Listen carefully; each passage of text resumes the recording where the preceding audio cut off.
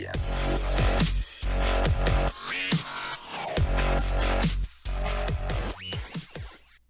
Welcome to wisetake.com. This is CK013. You can find me on Twitter at CK_013. And yes, we are bringing you another NBA DFS podcast. It is Friday, March 10th, 2017. We've got about 8 games on tonight's main slate. We're following up on the 5-game slate from last night. We had Fuego Steve on the podcast yesterday.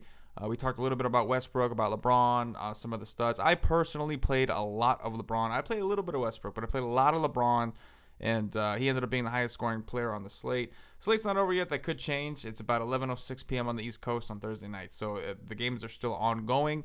It looks like Nurkic is crushing. I didn't get nearly enough exposure to him as I should have.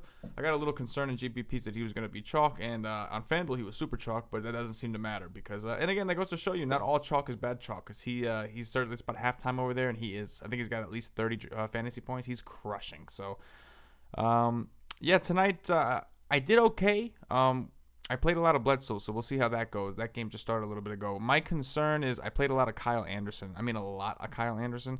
I thought I was being sneaky and smart, but the first half was almost over, and he played about 6 minutes. So that's not going as well as I'd hope. I don't know. I guess I must have missed something. Maybe Gerald Henderson coming back. I thought he came back last time, and Anderson still got the run, but I could be wrong. I'm not positive. So anyway, these 8-game slates are right up my wheelhouse.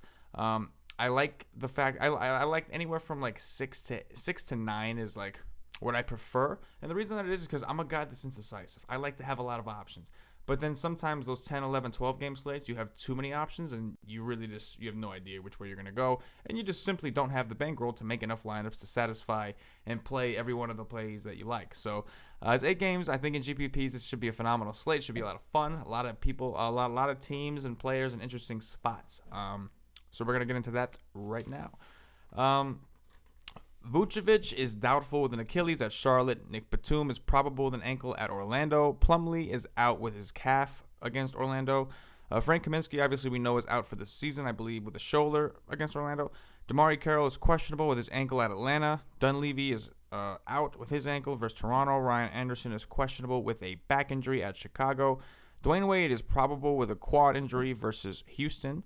Teletovic is questionable with a hamstring versus Indiana. Beasley is out with a knee against Indiana. Brandon Rush is probable with an illness against Golden State. Brook Lopez is out with an ankle at Dallas.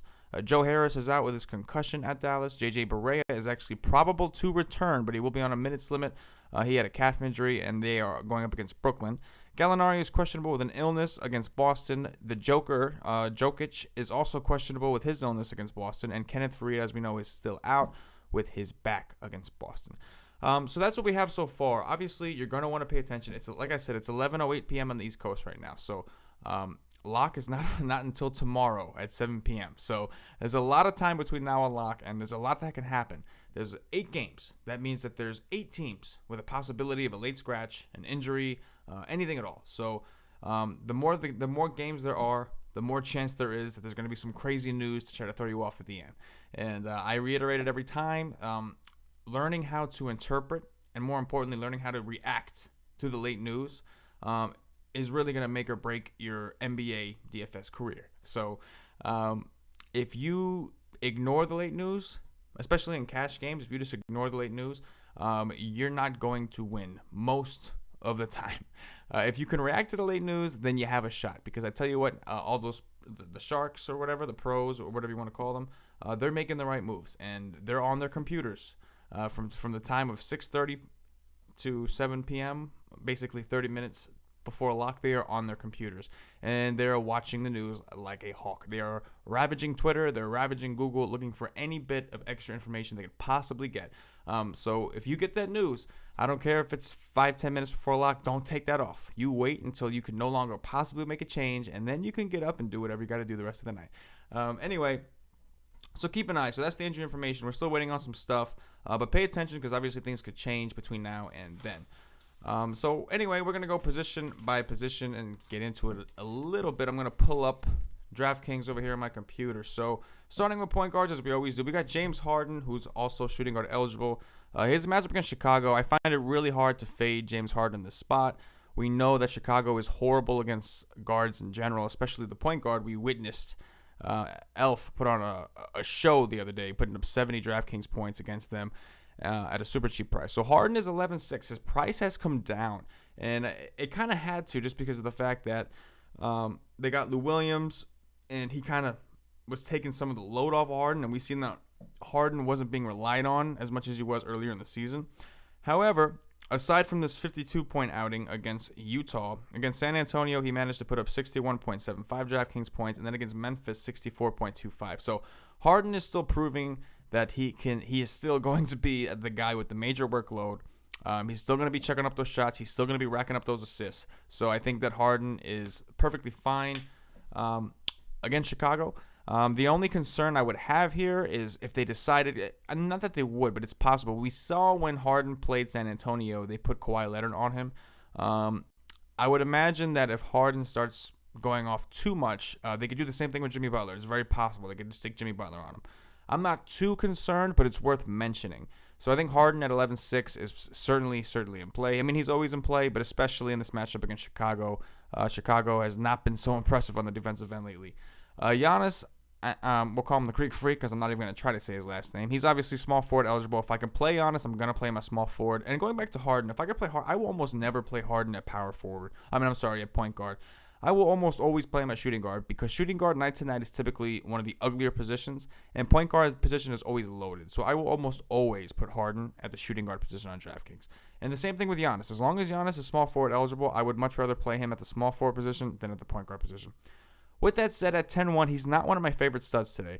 I think he's certainly in play. I liked him against the Knicks a couple days ago. I don't like him as much against Indiana. You got Miles Turner down low to protect the rim. You got Paul George to step in, play some defense on him. So I'm not too big on Giannis. I think he's certainly in play. I'm not going to tell you to fully fade him. I have no reason to fully fade him.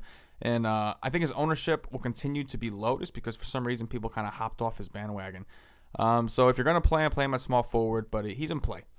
John Wall is 10K at Sacramento. I'm pretty sure the Wizards are favored by a good amount. I'm not somebody who plays John Wall too much. Now, his price is 10K. It's not too unreasonable. It's just hard for me to play Wall on the road at 10K against Sacramento when I can get a guy like Steph Curry at 9.9. So it's not that I don't like Wall. It's that I don't know. I mean, his ceiling is there. We know this guy, he puts up, it seems like he puts up 50 and 60 DraftKings points more nights than not. I mean, not literally, but it would seem that way because how many times does it go on? And I'm a guy that doesn't play Wall a lot, like I said. So I don't know how many times Wall goes off, and I don't even know. And then I look at his game logs, and I'm like, wow, these last 3 or 4 games, he's just been mashing, and I haven't been playing him. I don't think I'm going to start here, not against Sacramento. But if you want to go there, I certainly understand it. Steph Curry, like we said, is 9.9. His price is coming down. He's been playing horribly. Ever since Durant went out, we all kind of expected, including myself, we all kind of expected Curry and Clay to just become monster plays all of a sudden. That has not been the case. They've both been struggling. I mean, I think Clay had a decent game against Boston, but Curry has really been struggling, and his price is back under 10K. I think that's super cheap. He's got a matchup with Minnesota, which means he's got a matchup with Ricky Rubio. They no longer have Zach LaVine to throw on the point guard because he's out for the season. So I highly doubt they're going to put Wiggins on him because Wiggins is a small forward, and I don't think he would be capable of covering a guy with the quickness of Curry. I don't know. Maybe not. Maybe they will. I doubt it. But I think Curry at 9.9 is very interesting today, and I like him a lot. He's got to bounce back eventually. When he does, he's going to erupt. I promise you that. Isaiah Thomas, 8.7 is probably one of my favorite plays on the board at point guard. I'm not saying he's a must-play by any stretch, but he's been playing extremely well. I am a little concerned that they're coming off of a big high after beating Golden State on the road. However, they've been playing extremely well as a team. They're out to prove that they're a serious contender. Their entire team was under a lot of scrutiny when they didn't make a move at the trade deadline, and I think that the team has taken it upon themselves to show that they don't need anybody. Even though I'm sure when the playoffs come, we'll certainly find out they do. But Isaiah Thomas is 8.7. So his price has come down because Avery Bradley's back and his usage has dropped a bit. And against Golden State, he only got 36 DraftKings points. But this is a guy with a pretty high floor. He's he's certainly capable of hitting 50. And in this matchup against Denver is horrible against point guards. And they are a very, very fast-paced team. I really, really like IT2 at 87. I think that's a cheap price for him. Even with Bradley back, I think that's a cheap price for him in this particular type of matchup. Kemba Walker has quietly been crushing. He's 8,100. He's got a matchup against the Elf on the shelf. I don't think he's going to – it doesn't seem to be a game that too many people are going to want to target. And that could be a mistake because I'm looking at Kemba Walker's logs right now. And let's see. 1, 2, 3, 4, 5, 6 straight games over 40 DraftKings points for Kemba Walker. And his price has been relatively consistent in the mid to low 8s. He's 81. Even though he just put up 44.5 against Dragic, he's still only 81 against Elf. So I think Kemba remains a decent play. I mean, his shooting hasn't even been all that great, yet he still gets it done because he does get a lot of peripherals. Against Miami, he only had 1 assist, but he did have a block, a steal, 4 rebounds. He made 11 shots. That'll help you right there. 5 threes. So Kemba's a guy that's been taking a lot of threes. In his last 4 games alone, 11 attempts, 9 attempts, 9 attempts, and 11 attempts. So on DraftKings, obviously, that would make him a better player on DraftKings, obviously, because you get that extra bonus for 3-point shots. So I definitely think Kemba is certainly in play 8,100. The other day I had mentioned fading him, and that did not work out at all. So I'm not going to tell you to fade him this time. Even though it's not the most attractive-looking game in the world with the initial look, don't forget about Kemba because I think a lot of people do, and he's been playing extremely well. Elf on the shelf is 7K. I have a feeling people are going to chase with him. He just put up 70 DraftKings points and 50 before that. So I get it. And listen, he has been playing extremely well. I like Elf. I think he's the epitome of a tournament play. He's a guy that we've seen put up. Look, let's take the Knicks, for example. He played the Knicks on March 1st. He got 12 DraftKings points. He played the Knicks again on March 6th. He got 50.25 DraftKings points. So this is the epitome of a GPP play. He's a guy with a massive ceiling and a super, super low floor. So 7K is a little bit too much for my taste in this matchup with Charlotte, in the matchup with Kemba. Not that Kemba's a good defender, but he's certainly not a slouch.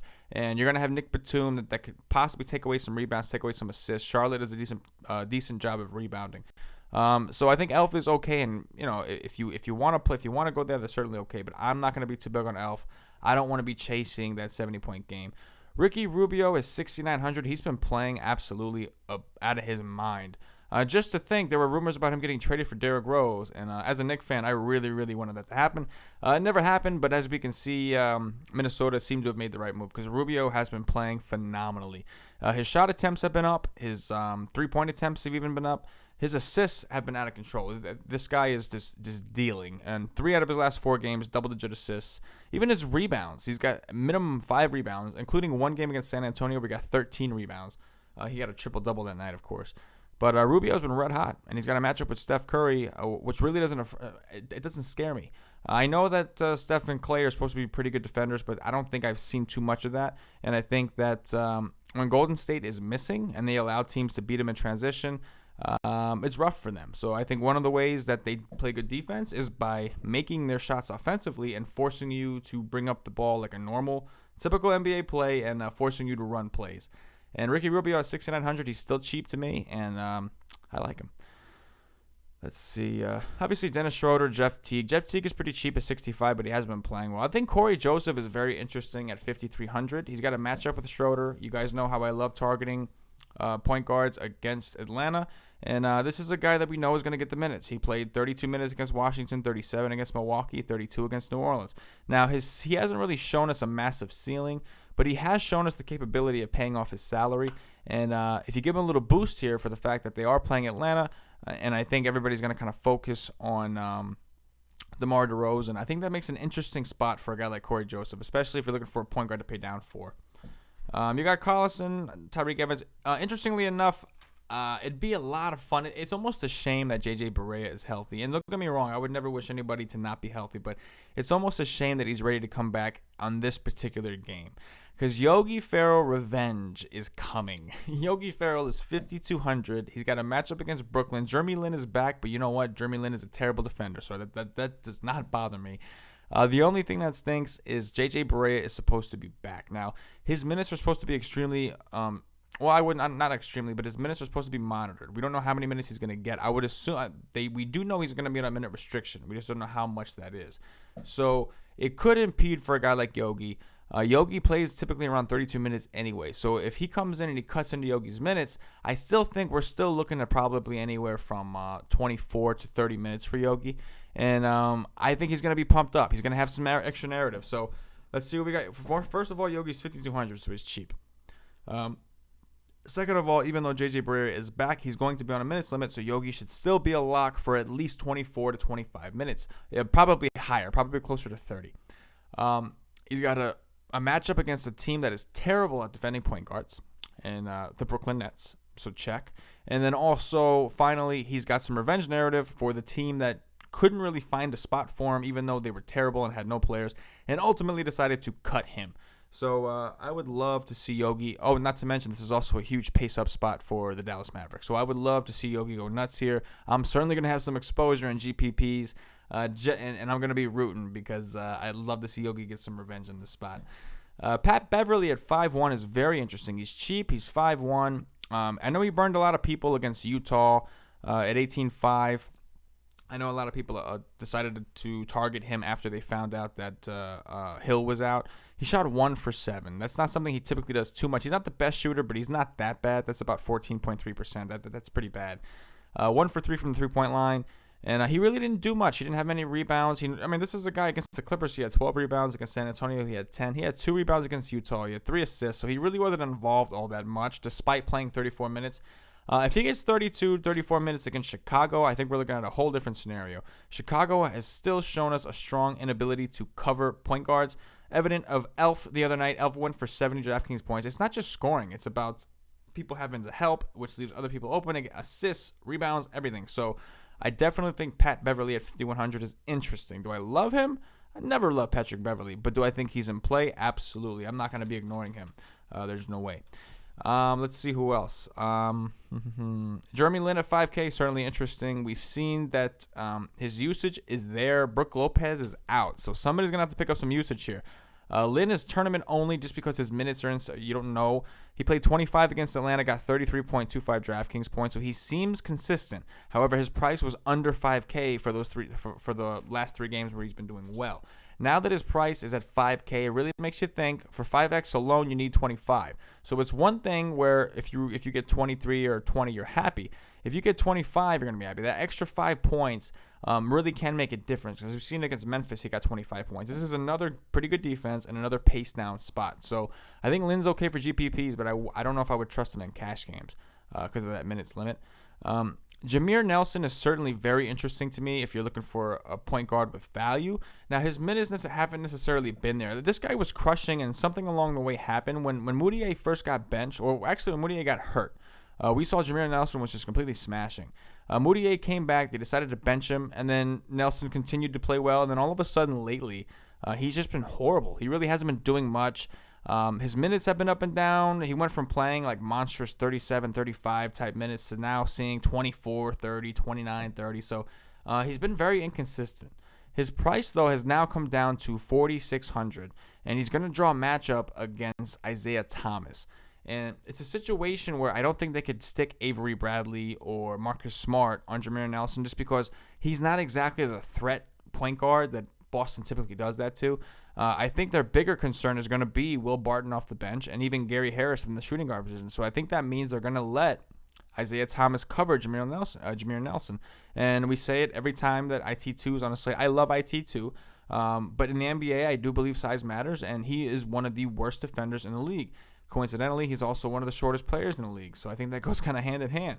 So I think Jameer Nelson at 4,600. If this guy's going to get 30 minutes, I definitely think he could at least hit value, despite the fact that his recent performances have been pretty bad. It's just his price is 46, and his matchup is great. He's at home, and Boston's got to be a little bit worn down. They've been on the road out in the West for a while now, so I definitely think Jameer Nelson at 4,600 is a pretty interesting punt option for GPPs. Anyway, moving on to shooting guards. So we did talk about James Harden already. DeMar DeRozan, 8,500. He burned me real bad, man. And if you guys follow me on Twitter, you know he tilted me the other night. I was super, super angry with him. I was crushed. DeMar DeRozan is normally my guy. He very, very rarely lets me down. I know that was the second bad game for him in a row. Against Milwaukee, I was not on him at all. He got 19.25 DraftKings points. So I thought I was slick. I'm going to hop on him. He could burn a lot of people. Now it's my turn to hop on him. He's going to win me all the money. That was not the case. He played 38 minutes, got 29.5 DraftKings points. He was absolutely horrible in the first half. I mean horrible. Missing free throws. I think he was like 1 for 7. Or maybe even worse than that. I don't know. He was bad. At 8,500, we know his usage is there. He's playing Atlanta. That's a team that typically struggles against guards in general. So the matchup is there. His price went even lower at 8,500. That is a super cheap price considering his 40% plus usage rate, even with Ibaka there. Ibaka's definitely going to have to play some minutes now. Don't get me wrong. But Ibaka's going to have Millsap on him, who's a pretty good defender. And when he doesn't have Millsap, he's going to have Howard on him, who's also a pretty good defender. I think they're going to rely heavily on their guards, which is another reason I like Corey Joseph. So I think DeMar DeRozan is definitely in play at 8,500. Yeah, that's pretty much it. I think he's just way too cheap on DraftKings. I'm not sure what he is on FanDuel. He was 10K on FanDuel the other day. That was way too much. But 8,500 on DraftKings with Lowry out, you have to consider that. For sure, especially when you look at some of these other shooting guards. It's not the worst, but it's not the best either. Bradley Beal, 7,500, certainly interesting. Sacramento really struggles against these shooting guards. I'm just a little concerned that Washington's going to mop the floor with these guys.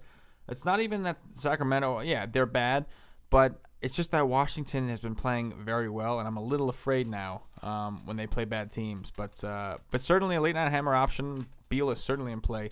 Klay Thompson at 7K is interesting. Like I said, he's the only one that played pretty well against Boston. But he's been inconsistent, even with Durant out. He's been super inconsistent, and his usage rate is supposed to go up pretty significantly. So he's in play at 7K, but he's not somebody I'm dying to roster. And that's his own fault for not being exciting.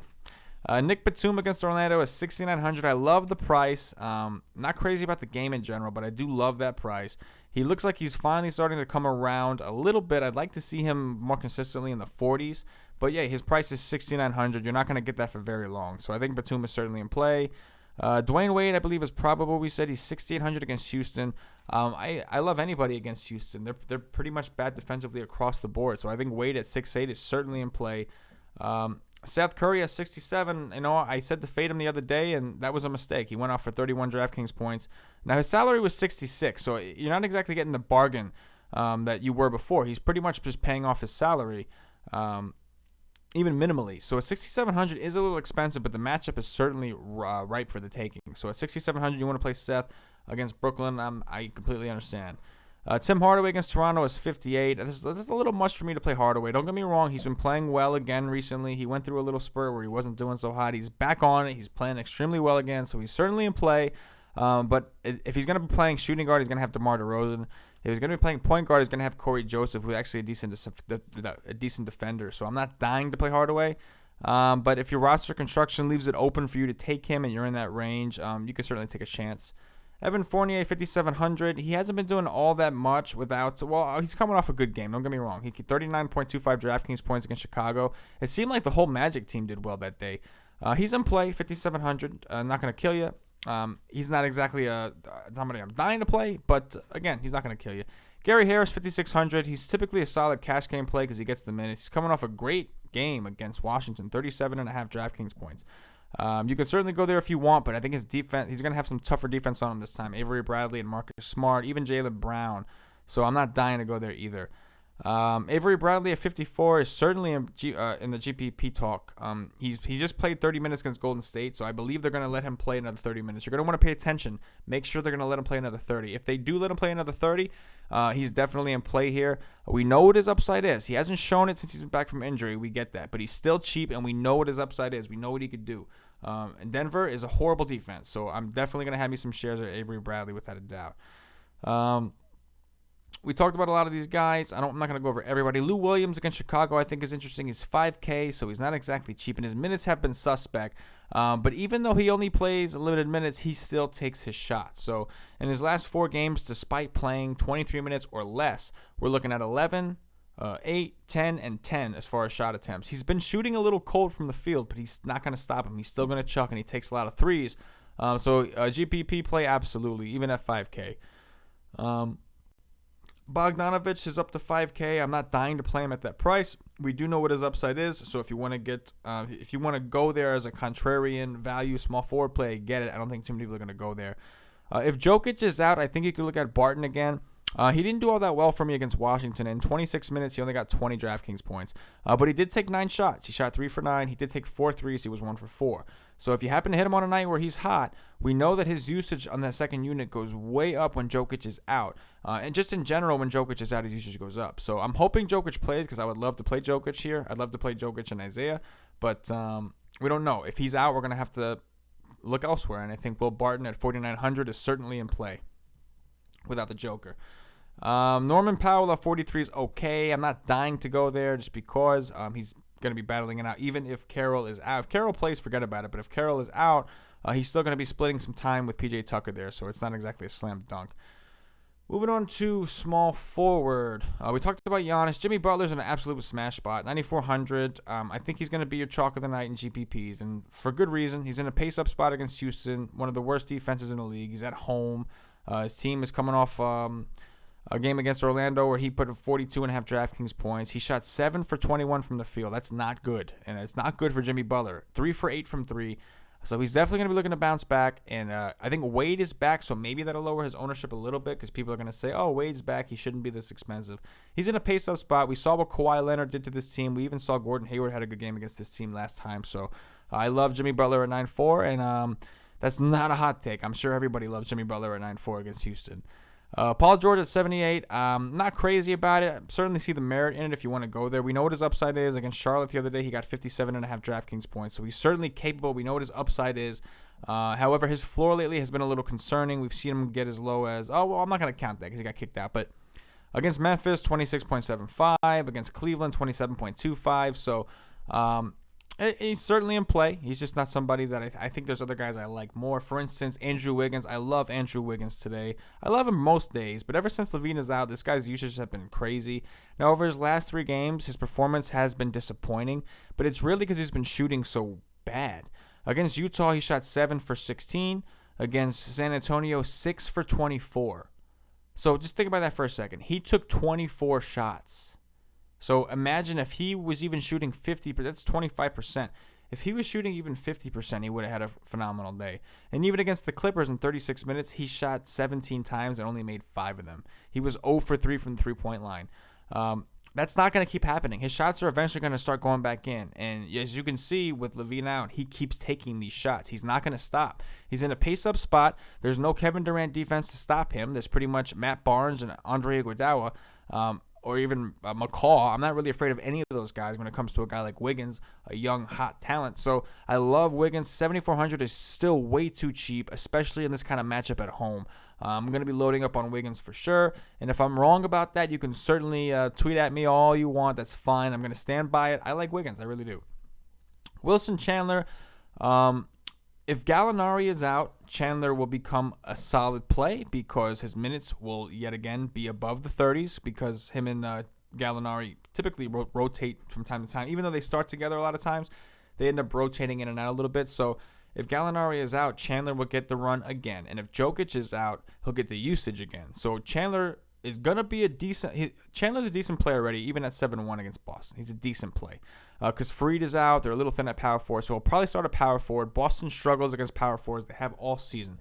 So right now, at 7-1, Chandler's a decent play. We find out Gallo's out. Chandler's a good play. We find out Jokic is also out. In addition to Gallo, Chandler becomes an elite play. So Chandler, definitely keep him on your board. He's 7-1. His price did come up. But remember, without Jokic, without Gallinari, his usage will be up there, and his minutes, more importantly, will be up there. So we've got to consider him. We talked about Batum. Chris Middleton, I think, is okay. I think it's a sneaky spot for him here. I'm a little worried about Paul George defense, but this kid has been chucking, and he's been, more importantly, he's been hot. He's been shooting well. Against New York the other day, 7 for 9 from the field. Against Philly, 5 for 10. Against Toronto, 9 for 14. So he seemed to have found a strike. I'm not going to tell you to hop off now. A guy I really do like under him, though, is Harrison Barnes. I really like Barnes. He's in a pace-up spot against Brooklyn. Brooklyn is particularly bad against small forwards, and I think this is a spot where Barnes could really, really go off here. Definitely a big fan of Barnes. Oh, one guy I forgot to mention over at the shooting guards, Kilpatrick. Don't forget about Kilpatrick. He's cheap enough. He's 5'1", but with Brolo out, we know Brolo's out. Kilpatrick's usage will certainly go up. So he's 5'1" against Dallas. Just keep that in mind. I'm sorry, I forgot to mention that before. Anyway, Yeah, I really like Barnes. At 6'4", I like him a lot against Brooklyn. The pace-up spot, we know what he can. We know what he's capable of. His usage has gone down a bit with Dirk playing a little bit more, but still, at 6'4", I think he's okay, especially in cash. I like Crowder at 5'6" against Denver just because of the pace-up spot. Michael Kidd-Gilchrist is certainly interesting at 4'9". He should match up with Terrence Ross. I'm not afraid of that matchup. And in fact, I think his defense can really do well against a guy like Terrence Ross. Trevor Ariza is 4'5". If Ryan Anderson is out, Ariza will play the 4, and it seems like he prefers to play down there. So I definitely like Ariza at 4'5", only if Ryan Anderson is out. Moving on to power forward, we've got Cat at 10'6", certainly in a great spot. I love Draymond at 8K against Minnesota. Really, really like him. They're going to need him in the game, especially to protect against Cat. So love Draymond at 8K. Aaron Gordon at 5'9", certainly think he's in play. Marvin Williams at 5'6", we know he's going to get some the minutes. Willie Cauley-Stein at 4'9" is certainly interesting because of his price. Even Mirotic at 3'9" is very, very interesting against Houston. Pace-up spot, and Mirotic is a scorer. They're going to need some of that.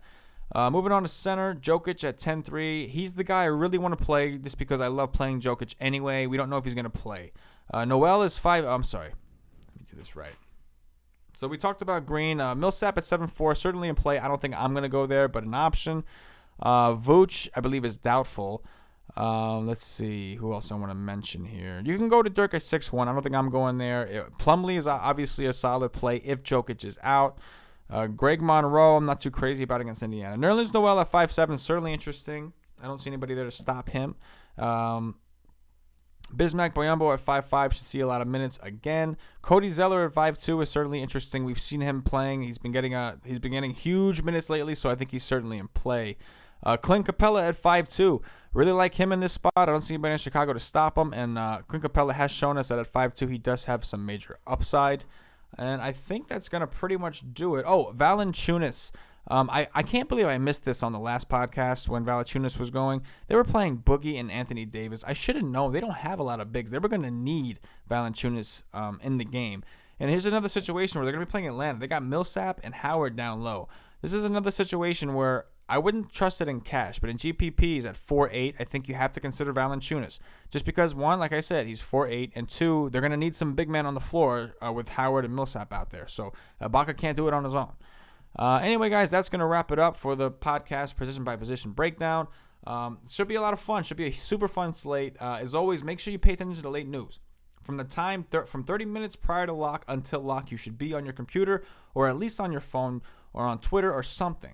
You got to get this information. If you miss this information, the people who adjust, the people who adapt, the people who react properly are going to be the people taking your entry fees. So it's very, very important. I say it time and time and again because, in the NBA particularly, and it's one of the only sports where they don't regulate lineups as far as you don't have to. The NBA doesn't have to confirm a lineup at a certain time. Like in baseball, it's typically 2 or 3 hours before the game starts. They're supposed to submit a lineup. That's not the case in NBA in NBA. And that's why DraftKings got rid of the late swap, from what I understand. So anyway, pay attention. And then, that's pretty much it. If you're not a member of wisestake.com, please sign up. Membership is free. We're trying to start a community there. I know there's not much on the forums now, but we're going to be running some contests to try to give out some of these cool little Wisestake hats here. So be on the lookout for that. Membership is certainly free. If you're watching this on YouTube, please hit that like button. I really, really appreciate you. And subscribe to the channel. That means a lot. If you're listening on Podbean, give us a follow. Leave us some feedback. Really appreciate it. If you're listening on iTunes, rate us, please. Rate us high. Bump us up those charts. Subscribe to the channel. We appreciate every single view we get. Leave us feedback, even if it's on Twitter. If you want to reach out to me on Twitter, give me some feedback. Good or bad, it's okay. I can take it. I want to hear it. I want to make the show as better for you guys as I possibly can. I enjoy doing it, and I enjoy when people like to watch it, like to hear it. So if there's any suggestions you could make, I know we've had suggestions. Somebody asked me to put dates on the videos. I've done that. I do whatever I can. So if it's something reasonable, it's something that I think could work, I'm willing to try it. So let me know. Anyway, guys, as always, good luck. Yeah.